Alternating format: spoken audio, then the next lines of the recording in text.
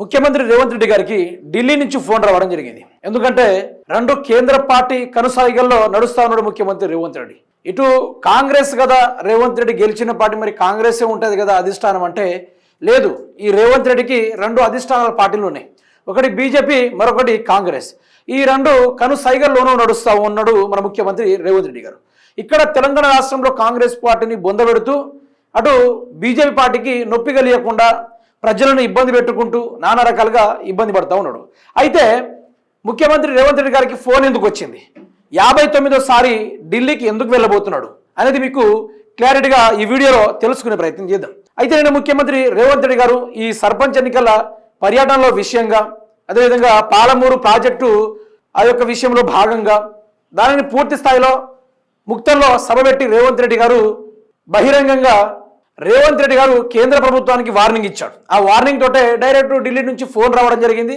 ఇక నరేంద్ర మోడీ పిలిపించుకున్నాడా, ఇటు రాహుల్ గాంధీ పిలిపించుకున్నాడా అన్న దాని గురించి మనం చూసుకునే ప్రయత్నం చేద్దాం. ఇంకో మాట మాట్లాడుకుంటే మిత్రులారా, ఈరోజు తెలంగాణ రాష్ట్రంలో గురుకులాల్లో ఫుడ్ పాయిజన్ జరుగుతూ ఉంది. మీరు గుర్తుపెట్టుకోవాలి, ఫుడ్ పాయిజన్ విపరీతంగా జరుగుతూ ఉంది.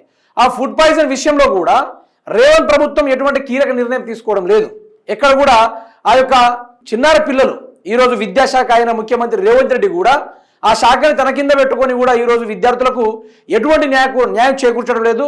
మెస్సీతోటి ఫుట్బాల్ ఆటని ప్లే చేశాడు, కానీ ఈరోజు తెలంగాణ రాష్ట్రంలో గురుకులాల విద్యార్థుల యొక్క మెస్సుని నాణ్యమైన ఫుడ్ అందించాలని ఇక్కడ కూడా మాట్లాడలేదు.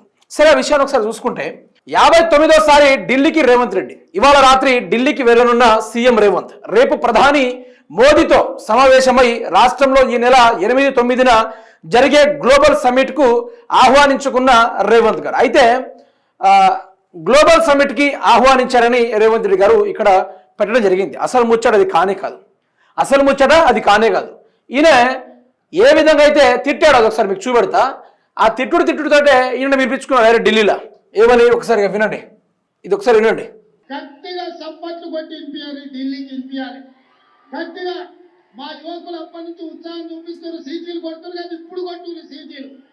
ఢిల్లీకి వినిపించాలి, ఒకరొకరి గుండె వలగాలి. పాలమూరు గడ్డ ఏకమైంది, ఇక పాలమూరు జిల్లాల కాలు వెంటనిక జాగా లేదని ఆ దుర్మార్గుల గుండెలు ఆగిపోవాలి. గట్టిగా సప్పట్లు కొట్టి వినిపించాలి. సరే, అది బీజేపీని అనుకొని చెప్పుంటే అది వేరు. బీజేపీని అని కంప్లీట్గా నరేంద్ర మోడో లేకుంటే బీజేపీ అధిష్టానమో అని చెప్పుంటే అది వేరు. కానీ ఇక్కడ ఏ పార్టీని పోల్చలేదు. సీట్లు కొట్టినా, వీరలు కొట్టినా, చప్పట్లు కొట్టినా ఢిల్లీలో వాళ్ళు ఉన్న గుండెల వదలాలే, వెన్నులు ఇరగాలనుకుంటూ రేవంత్ రెడ్డి గారు అధిష్టానానికి వార్నింగ్ ఇవ్వడం జరిగింది. ఈ విధంగా వార్నింగ్ ఇవ్వడంతో రేవంత్ రెడ్డికి డైరెక్ట్గా ఫోన్ రావడం జరిగింది. ఏం జరుగుతుంది రాష్ట్రంలో, స్థానిక ఎన్నికల్లో నువ్వేం ప్రచారం చేసుడు. ఒక ఇంటెలిజెన్స్ రిపోర్ట్ పరంగా చూసుకుంటే స్థానిక ఎన్నికలు నీకు తిరగాల్సిన అవసరమే వచ్చింది. ప్రజాపాలన చేస్తున్నావా లేకుంటే ఓన్లీ పర్యటనలు పెట్టుకున్నావా, ఎన్నికల ఉత్సాహం చూపెడుతున్నావు అనుకుంటూ అధిష్టానం నుంచి ఫోన్ రావడం జరిగింది. మరి అది మల్లికార్జున ఖార్గేనా లేకుంటే రాహుల్ గాంధీ అనేది ఇంకా క్లారిటీ కాలేదు. కానీ వెల్లుడు మాత్రం 59వ ఢిల్లీకి వెళ్తున్నారు. ఎందుకంటే గ్లోబల్ సమ్మిట్ జరగబోతుంది. ఈ యొక్క డిసెంబర్ 8, 9 రోజున జరగబోయే ఆ యొక్క 2వ సంవత్సర విజయోత్సవ సభలకు ఆహ్వానం కోసం వెళ్తున్నామని చెప్తా ఉన్నాడు. యాక్చువల్గా నిన్న వార్నింగ్ ఇచ్చాడు. ఏమని, తెలంగాణ గడ్డ మీద ఏ అడ్డగారిది కూడా కాలు పెట్టాల్సిన అవసరం లేదు అనుకొని ఢిల్లీలో ఉన్నది ఎవరు మరి? ఉంటే ఒకటి నరేంద్ర మోడీ ఉంటాడు, లేకుంటే 2 సోనియా గాంధీ, రాహుల్ గాంధీ, ప్రియాంక గాంధీ, వీళ్ళు మల్లికార్జున ఖార్గే వాళ్ళు మాత్రమే ఉంటారు. మరి గాడిదలను ఎవరిని ఉద్దేశించి అన్నాడు? వాళ్ళ గుండెలు పలగాలి అని ఎవరిని ఉద్దేశించి అన్నాడు? అంటే ఇక్కడ నరేంద్ర మోడీని తిట్టాడు, ఇటు రాహుల్ గాంధీని తిట్టాడు, అధిష్టానాన్ని మొత్తం దూషించాడు. దీంతో ఫోన్ రావడం జరిగింది. అసలు మ్యాటర్ ఇది. కానీ పైన ఎక్స్పోజ్ చేసేది మాత్రము గ్లోబల్ సమ్మిట్కి వెళ్తున్నాడు. మొన్ననే కదా వెళ్ళొచ్చాడు. మీరు 58వ ఢిల్లీలో ఆ ఢిల్లీ వ్యవహారాన్ని మీరు V6 పేపర్లో చూసుకుంటే 58వ ఢిల్లీకి పోయింది ఇదే గ్లోబల్ సమ్మిట్కి నరేంద్ర మోడీని ఆహ్వానించడానికి వెళ్తున్నా అని చెప్పిండు. మరి 59వ కూడా ఆహ్వానించడానికి పోతుండా అంటే ఇక్కడ అర్థం చేసుకోవాలి. మేబీ ఈ విజయోత్సవ సభలోనే రేవంత్ రెడ్డి మారబోతాడా అని కొంత డౌట్లు ఉన్నాయి. మేబీ మారితే మారచ్చు.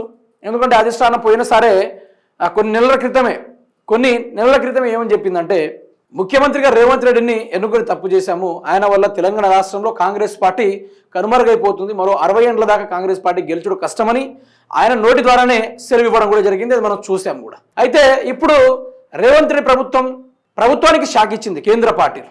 మరి ఎవరిని తీసేస్తారో కూడా తెలియదు. ఈ తిట్టుడికి మరి రేవంత్ రెడ్డిని జైల్లో పెడతారా? ఏ విషయంలో? ఓటుకు నోటు కేసుల, అదేవిధంగా తెలంగాణ రాష్ట్రంలో హెచ్సియు ల్యాండ్ ఆ 10,000 కోట్ల రూపాయలు, లేకుంటే ఎన్నో రకాల సమస్యలపైన రేవంత్ రెడ్డి ఒక మంచి దండయాత్ర చేశాడు. కొన్ని లక్షల ఎకరాల వరకు కూడా కబ్జాలకు కూడా పాల్పడ్డారు. ఎన్నో స్కీములలో పాల్పడ్డారు. ఆ పరంగా జైలులో వేయడానికి కూడా సిద్ధపడతారు బీజేపీ వాళ్ళు. తర్వాత కాంగ్రెస్ పార్టీ ఎప్పటి నుంచో ఈయనను వదిలించుకోవాలి అన్నట్టుగానే చూస్తూ ఉన్నారు చాలా వరకు మోస్ట్లీ. అందుకనే రేవంత్ రెడ్డి వాలకం చూసి ఇప్పటివరకు స్టిల్ కాంగ్రెస్ గడ్డ పైన కాంగ్రెస్ పార్టీ అగ్రనేతలు, అధిష్టాన పెద్దలు కూడా ఇప్పటివరకు అడుగు పెట్టడం లేదు. ఏ ప్రోగ్రామ్ కానీ ఏ కార్యక్రమానికి కానీ కూడా ఓన్లీ పదే ఢిల్లీకే పోతాడు రేవంత్ రెడ్డి.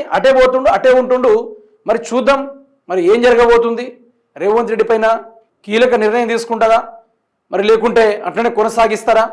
మరి ఒకవైపేమో ప్రజలు కష్టాల్లో ఉంటే రేవంత్ రెడ్డి ఏమో ఆట పాటల్లోనూ ఢిల్లీ పర్యటనలోనే ఉన్నాడు. మరి విద్యాశాఖ మంత్రి అయినందుకు మరి సిగ్గెందుకు రావడం లేదో. ఈరోజు చిన్న పిల్లలు ఫుడ్ పాయిజన్ అయ్యి చనిపోయే స్టేజ్ దాకా పోతే వ్యవహారం వేరుంది, కథంతా వేరుంది. కానీ ప్రభుత్వం మాత్రం తిరుగుతా ఉంది మిత్రులారా. ఇదొకటి తెలుసుకోవాల్సిన విషయం. తెలంగాణ రాష్ట్రాన్ని సర్వం ఆగం చేశాడని చెప్పుకోవచ్చు.